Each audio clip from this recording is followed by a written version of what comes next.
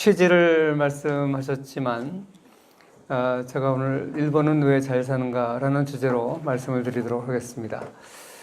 사실 외교에서 영원한 우방도 없고 영원한 적도 없다 그럽니다. 우리가 일본과 일본으로부터 식민지를 겪었기 때문에 일본에 대한 반일 감정이 많은 것은 사실입니다. 그러나 서양을 보면 프랑스와 독일은 수백 년 동안 서로 전쟁을 했지만 지금 EU라는 체제 하에서 같이 공존을 하고 있습니다. 마찬가지로 우리가 일본과 식민지를 겪었지만 외교적인 관점에서 봤을 때 우리가 중국과 러시아라고 하는 큰 나라들을 국경을 맞대고 있는 한반도 입장에서는 이 미국과 일본과 또 친하게 지내야 되는 것이 현실인 것도 사실입니다. 베트남과 미국이 전쟁을 했지만 지금 서로 굉장히 우호적인 관계에 있듯이 우리도 마냥 과거의 원한에 사로잡혀서 적대시하는 것만은 바람직하지 않다고 생각을 합니다. 그런 면에서 이웃나라 일본에 대해서 우리가 똑바로 이해를 하는 것은 매우 중요한데 오늘 그런 의미에서 일본이 어떻게 해서 잘 살게 됐는가 여기에 대한 얘기를 좀 하면서 잘못된 인식을 좀 바로잡고자 합니다. 저는 그 원인에 대해서 한 5가지로 생각을 해봤는데, 우리가 오해 중에 하나가 과거에 일본이 못 살았었다. 쪽발이라 그러고, 일본을 자꾸만 무시하는 경향이 있는데, 사실 일본은 원래부터 조선보다 잘 살았었습니다. 그걸 우리가 솔직히 인정할 건 인정해야 되는데, 이거에 대한 오해에 대해서 좀 얘기를 하고, 오늘날 일본이 잘 살게 된 이유에 대해서 이 봉건제 사회를 겪었기 때문이다 이런 인식이 많은데 여기에 대한 설명을 좀 드리고요. 그 이후에 대해서는 우리가 잘 알다시피 우리는 개항기 시대의 쇄국 정책을 선택했지만 일본은 개항 또는 개국을 선택했습니다. 그것이 일본을 오늘날 강하게 한 가장 큰 이유 중에 또 하나죠. 그리고 오늘날에도 일본에는 반기업 정서가 우리와 다릅니다. 없습니다. 거의. 그런 얘기들. 그리고 일본식 경영에 대한 이야기. 일본이 경영면에서 자기 문화와 기업 문화를 이렇게 일치를 시켰기 때문에 일본이 이렇게 기업이 강한 거죠. 우리가 일부에서는 일본 기업을 어느 정도 따라잡았다, 일본을 따라잡았다 이런 얘기들 많이 하지만 사실 아직도 많은 부분들 일본으로부터 이 부품이나 주요 기술은 일본으로부터 의지하고 있습니다. 그렇게 일본이 이렇게 강할 수밖에 없었던 이유에 대해서 일본식 경영 얘기를 많이 하는데 거기에 대한 얘기를 조금 하도록 하겠습니다. 25분 만에 하기에는 너무나 큰 토픽입니다, 사실. 그래서 이걸 25분 만에 다 설명하려고 그러면 정말 겉핥기식으로 하는 수밖에 없는 것이 현실인 것 같습니다. 그래서 제가 자료는 상당히 많이 준비를 해왔는데 이걸 짧게 25분 만에 줄여서 얘기하도록 하겠습니다. 사실 여러분들이 나눠드린 자료는 여기 있는 슬라이드의 일부입니다. 사실 다도 아니고 그거를 가능한 한 생략할 거 생략하면서 20분 만에 말씀드리도록 하겠습니다. 지금 내가 시계를 보면서 이 시간 안에 가급적이면 하도록 하겠습니다. 지금 10시 15분인데 10시 한 35분까지 하도록 해보겠습니다. 일본이 과거에 우리보다 잘 살았느냐? 그거를 증명하는 방법은 여러 가지 방법이 있습니다. 학자들의 1인당 GDP 같은 거 계산해 놓은 것을 보여주는 방법도 있고 여러 가지 방법이 있겠지만 오늘 저는 일본을 방문했던 조선통신사의 기록을 보면 일본이 확실히 우리보다 잘 살았었다는 것을 알 수가 있습니다. 1420년에 일본의 통신사로 갔던 송희경의 기록에 의하면 일본이 오사카 지역에서 이미 산모자가 하는 걸 보고 또 수리 관계 시설이 잘 갖춰져 있는 것을 보고 상당한 감탄을 하는 것이 나옵니다. 그리고 이미 그때 수력 자동 양수차를 활용하는 것도 목격했었고 퇴비 사용법도 널리 보급돼 있었고 이런 걸 보고 일본이 상당한 수준의 농업 생산성을 벌써 15세기에 갖췄었다는 얘기를 합니다.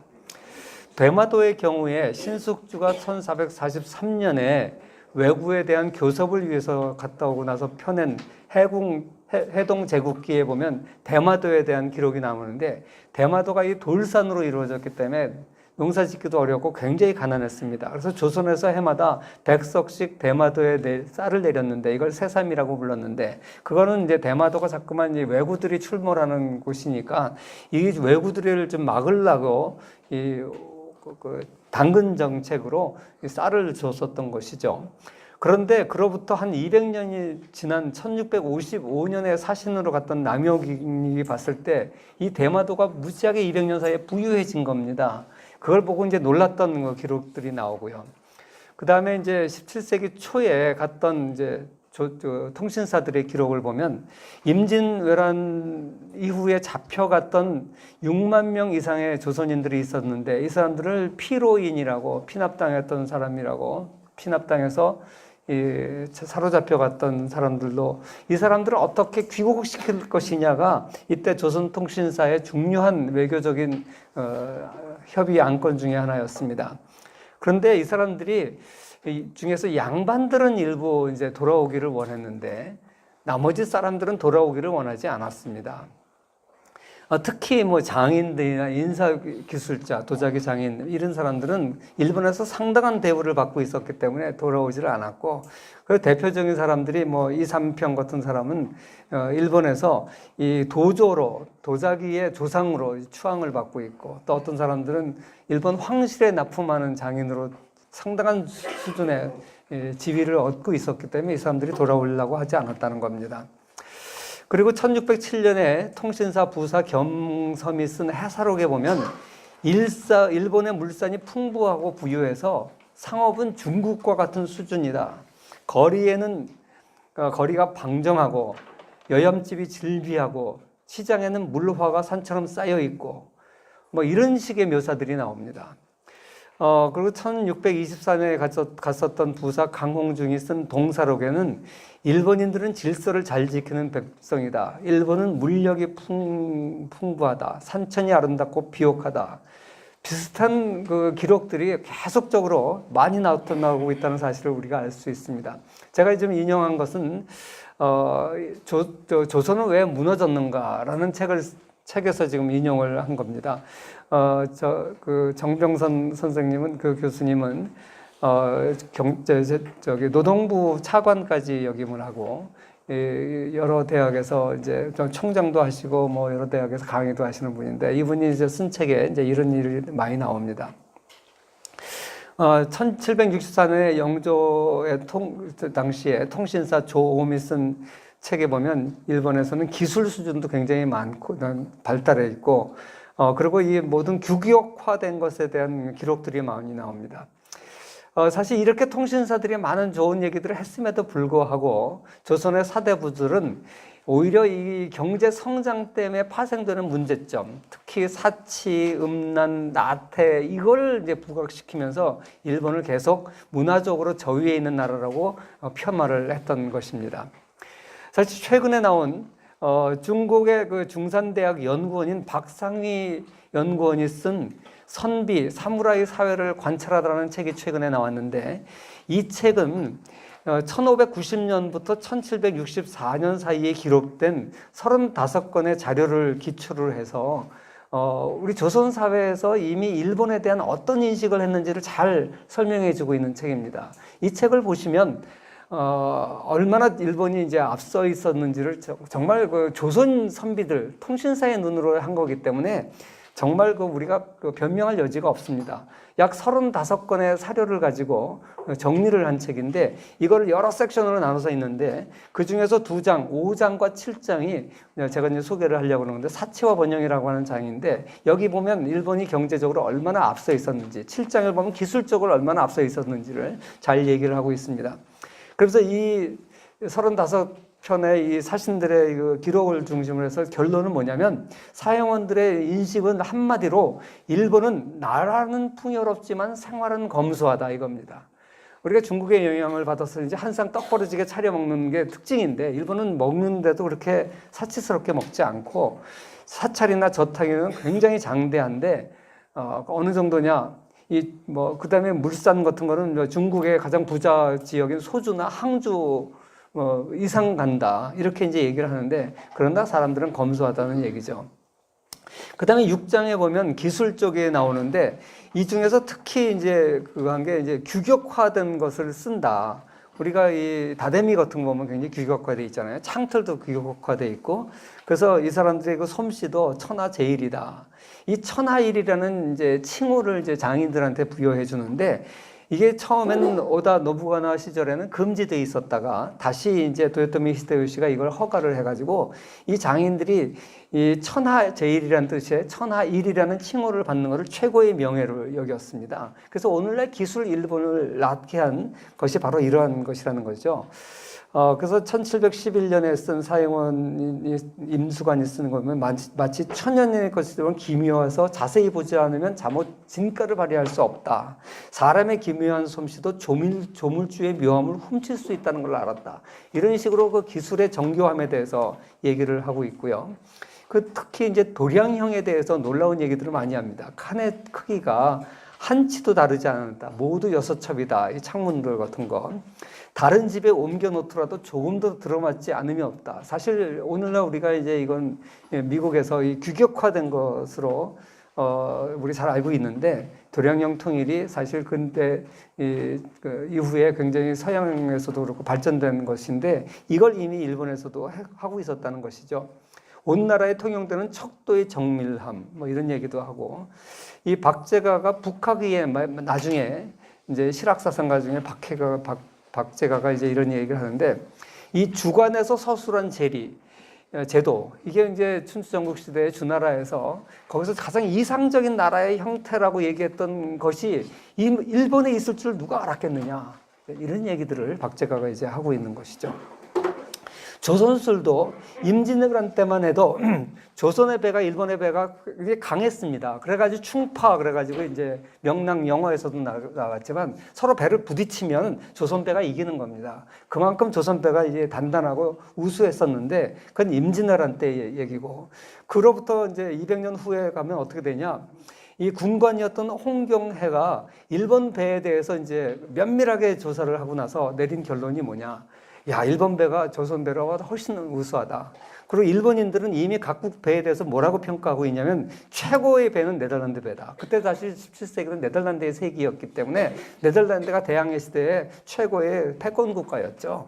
그래서 최고의 배는 네덜란드 배고, 그 다음 우수한 배는 중국 배고, 남경의 배고, 그 다음 일본 배고, 조선 배가 제일 하칠이다. 이런 이제 평가들을 했었는데, 이 군관인 홍경에는 누구보다도 이 조선술 군함에 대해서 면밀하게 이제 조사를 한 것이죠.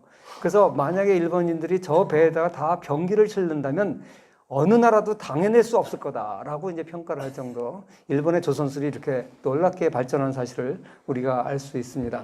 그리고 1763년에 갔던 남욱은 일본 배에 대해서 뭐라고 그러냐면, 일본이 섬나라라서 배를 말처럼 부린다.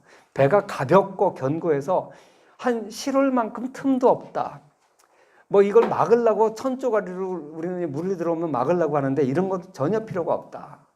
그러면서 옛날 임진왜란 때는 육지에서 싸우면 일본을 이길 수 없는데 바다에서 물리쳐야 된다, 이렇게 생각을 했었는데, 이젠 바다에서 싸우면 이길 수가 없다. 육지에서 물리쳐야 된다. 이런 얘기를 할 정도로 일본 이제 배가 앞장섰고요. 그래서 사실 일본은 그 전까지는 쇄국을 했고, 뭐 나중에 개항을 했다, 이렇게 생각하는데, 사실 이 쇄국을 할 때도 이미 류큐, 그러니까 지금 그 남진하의 그 열도에 있는 류큐나 조선이나 중국, 네덜란드, 이 4개국과는 끊임없이 통상을 했다는 겁니다. 그렇기 때문에 일본이 그 이전의 쇄국이 완전한 쇄국이 아니라 열려 있었다. 그래서 일부 국가지만 통상하는 관계가 있었기 때문에 이렇게 계속 문묘를 수용하고 있었다, 이런 얘기고요. 그 다음에 베이징의 석자 교수인 리보중이 최근에 쓴 조총과 장부라는 책이 있습니다. 이 책을 보면 이 글로벌 히스토리로 동아시아를 이제 재조명을 하고 있는데, 16세기에서 17세기 자본주의가 이제 막 싹을 튀던, 이제 서양에서는 이걸 중상주의 시대라 그러는데, 이 시대에 이 장부로 상징된 상인 무역의 발전, 그다음에 조총이라는 형태의 새로운 폭력, 이 두 가지 시각에서 동아시아 역사를 이제 조명한 베이징의 석자 교수가 쓴 책입니다. 이 조총과 장부라는 책을 보시면 이 5장에 도구, 그래가지고 이 초기 세계화 시대의 국제무역 상품을 쭉 이제 열거를 하고 있는데, 이 중에서 일본이 비단, 도자기, 설탕면에서 중국의 가장 큰 시장이라는 겁니다. 그 수입처입니다. 이 조선에서는 비단을 그렇게 수입하지 않았는데 일본은 얼마나 많이 했냐면 16세기 일본의 비단 공업이 발달했지만 수요가 너무나 많아서 일본 자체 생산으로 충당을 못하는 겁니다. 어느 정도냐? 17세기에 일본은 중국으로부터 약 2,000에서 3,000kg 단의 생사와 사직품을 수입을 했다 그러는데 그러니까 일본이 사치하지 않으면, 일본이 발전하지 않으면 이렇게 비단 수요가 많을 리가 없죠. 그러니까 엄청난 양의 비단을 수입을 했고, 일본이 또 도자기를 많이 나중에 이제 임진왜란 때 도공들을 들여서 많이 생산했음에도 불구하고 17세기에 도자기를 얼마만큼 많이 수입을 했는지 75만 점을 1637년에 이제 수입한 기록이 나옵니다. 75만 점이면 어마어마한 숫자인데, 그 다음에 이 설탕도 서양에서는 이 대항해 시대 이후에 설탕의 맛을 알고, 설탕은 최고 귀족들이 먹는 굉장히 사치품입니다. 나중에 이제 비싼 또 동양의 이 차를 수입해다가 비싼 차에다가 비싼 설탕을 섞어 먹으면 부의 상징이었거든요. 근데 이 설탕을 일본이 얼마나 많이 수입을 해갔는지 일본의 저당이 거래된 주요 시장 중에 하나였다고 그러고요. 이 포르투갈인들이 중국에서 저당을 구매해서 일본에 팔았다 그래요. 그러니까 우리가 아는 거와 달리 이미 개항 이전에 막부 체제 하에서도 일본은 굉장한 수준의 생활 수준을 누리고 있었다는 사실이 여러 문헌을 통해서 이미 설명됩니다. 제가 5챕터를 한다 그러는데 한 챕터 하니까 이제 5분 남았다 그러네요. 너무 애초에 무리한 부탁을 한 것 같습니다. 그런데 뭐 한 가지만 더 생각난 김에 하면 은 같은 경우는요, 한때 일본이 세계 총 은 생산량의 20%, 30%를 생산했고 가장 많을 때는 200톤을 생산했는데, 우리가 다 알다시피 그 포토시 은관에서 한때 세계 60%를 공급할 정도로 이 스페인이 이제 중남미 대륙에서 어마어마하게 많은 은을 생산했지 않습니까? 그때 포토시 은광에서 생산한 게 254만 톤이고 세계 60%를 공급했다 그랬어요. 근데 일본이 한때 200만 톤을 생산했다 그러니까 일본이 은도 얼마나 풍부합니까? 그래서 일본 은 그러면 유명하지 않습니까? 그러니까 이미 일본은 이렇게 은 또 비단 뭐 이런 걸 비교하자면 뭐 어마어마합니다. 사실 일본이 이렇게 잘 살았었는데 이걸 우리 조선은 전부 일본을 무시하고 그랬었다는 거죠.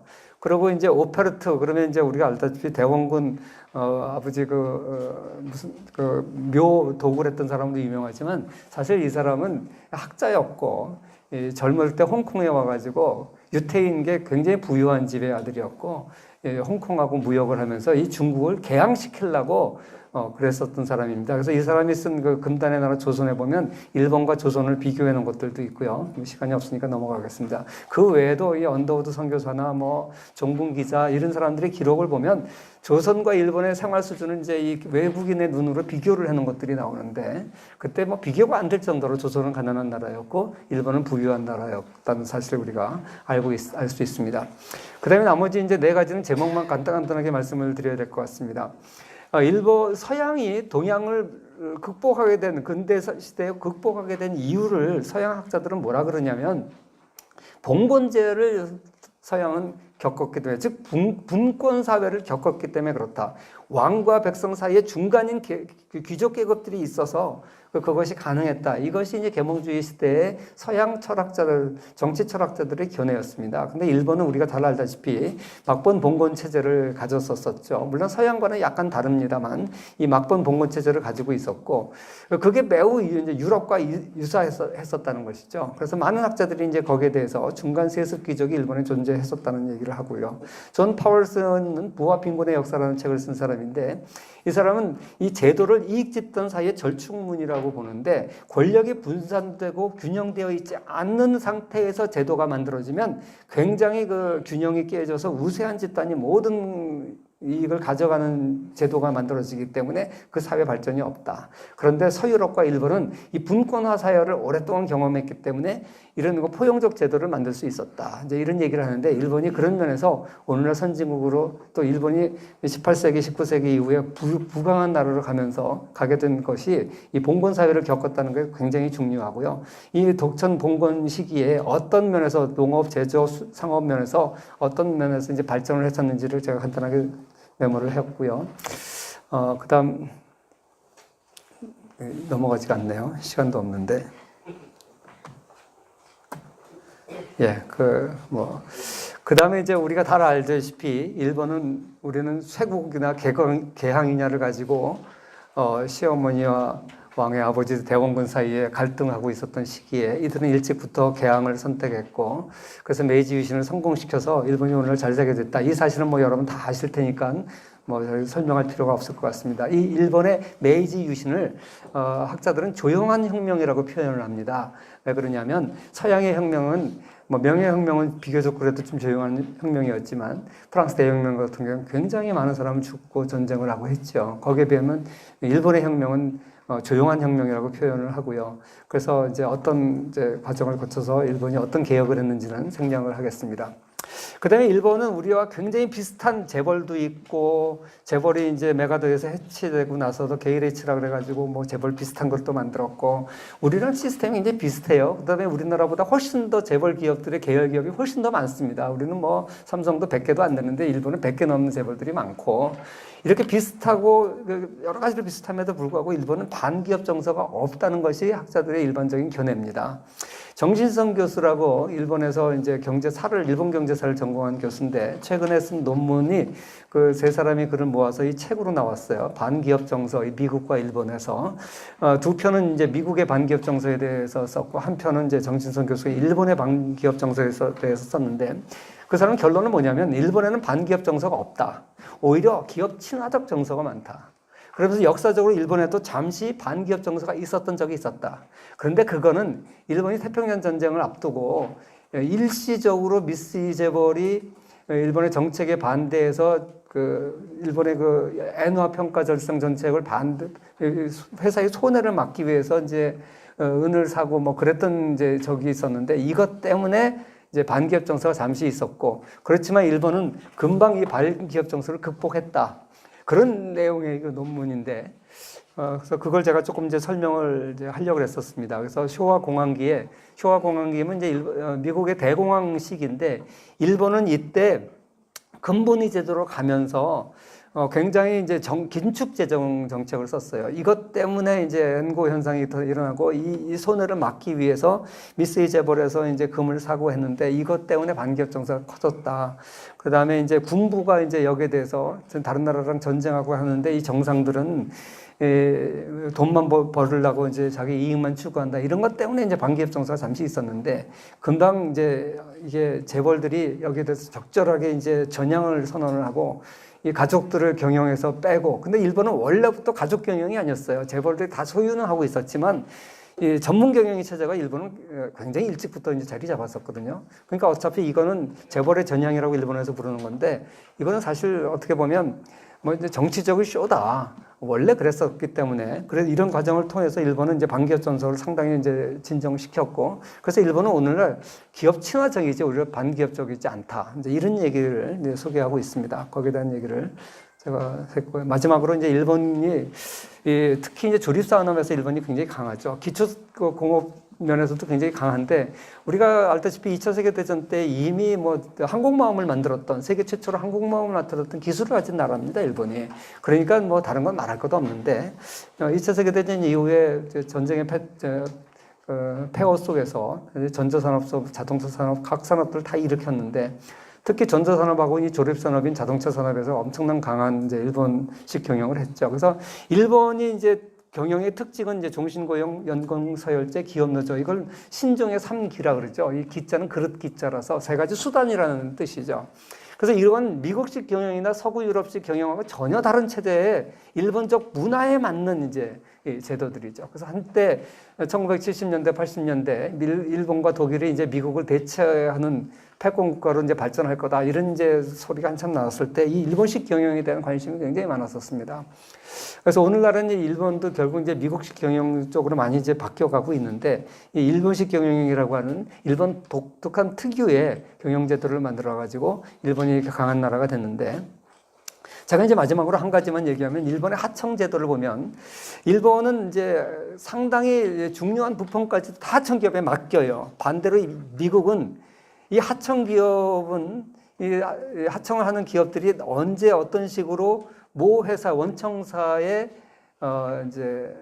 기회주의적 행동을 할지 모르기 때문에 그걸 견제하기 위해서 중요한 부품은 자체 생산을 합니다. 그러니까 하청 비율이 미국은 낮고 일본은 높아요. 근데 한국은 중간 정도 돼요.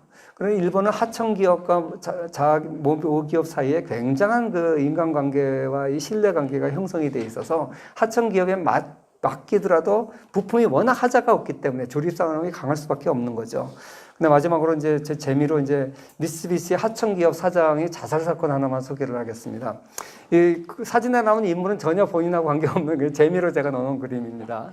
이 미쓰비시 자동차, 그럼 우리 현대자동차로 한국에는 잘 알려져 있어요. 사실 현대자동차는 미쓰비시랑 이제 계약을 맺어가지고 이 미쓰비시의 기술을 받아왔기 때문에 그런데 이 미쓰비시 그 자동차가 한번 리콜을 당한 적이 있습니다. 근데 지금은 뭐 미쓰비시 자동차가 어디랑 흡수됐죠? 합병되어서 이제 이름이 없어졌지만, 그러니까 이 미쓰비시 하청 계열사의 사장이 자살을 했는 사건이 있었는데, 왜 그러냐면 이제 리콜 당해가지고 그 손해가 나니까 미쓰비시가 조사를 해보니까 그 하청 회사의 그 조그만 부품 하나 때문에 그 결함이 나타난 거예요. 그래서 그 회사한테 이제 당신네들도 이제 어느 정도 보상을 좀 해라. 그러니까 이 사장이 자결을 한 거죠. 근데 일본 사람들 자결하면 진짜 죽잖아요. 한국 사람들은 맨날 미수에 그치는데, 근데 이 자결을 했는데 그 이유가 뭐냐? 억울해서 자결한 게 아니에요. 자기 할아버지가 이 회사를 만들어서 미쓰비시와 오랫동안 평생 동안 좋은 관계를 유지했고, 그래서 이제 미쓰비시의 덕을 많이 봐서 자기 아버지 때에 한 번도 평생 이런 불명예스러운 일이 없었는데 내 때에 와서 내가 관리를 잘못해서 이 미쓰비시 회사에 큰 누를 끼쳐서 나는 목숨으로 사죄해야 한다. 그러면서 자결한 거예요. 그러니까 그런 기업을 우리가 어떻게 당합니까? 그러니까 제가 이거 아주 오래된 사건인데 이걸 신문에서 보고, 야, 진짜 이런 정신으로 하청기업과 원청사의 관계가 맺어져 있으니까 정말 일본 기업을 이기기 어렵겠다. 근데 일본에서 왜 이렇게 하청이 발달되어 있느냐에 대한 여러 학자들의 견해가 있습니다. 뭐 그걸 제가 소개시킬 시간은 없는데, 아무튼 일본이 강한 이유를 제가 5가지로 소개를 했습니다. 첫째, 원래부터 잘 살았다. 둘째, 일본은 개항을 했기 때문에 잘 살았다. 그 다음에 셋째, 일본은 반기업 정서가 없다. 그리고 일본은 이렇게 그 문화적으로 자기 문화에 딱 맞는 경영 체제를 만들어내 가지고 잘 살게 됐다. 그 다음에 이제 제가 두 번째 한 건데, 봉건세를 겪으면서 일본은 지역적으로 균형 발전을 했다. 그리고 이 절대주의 왕권을 견제하는 지방 세력들이 많이 있어서 각 지방이 균형 있게 발전을 했다. 이렇게 5가지로 일본의 발전 원인에 대해서 설명드렸습니다. 자, 마치겠습니다.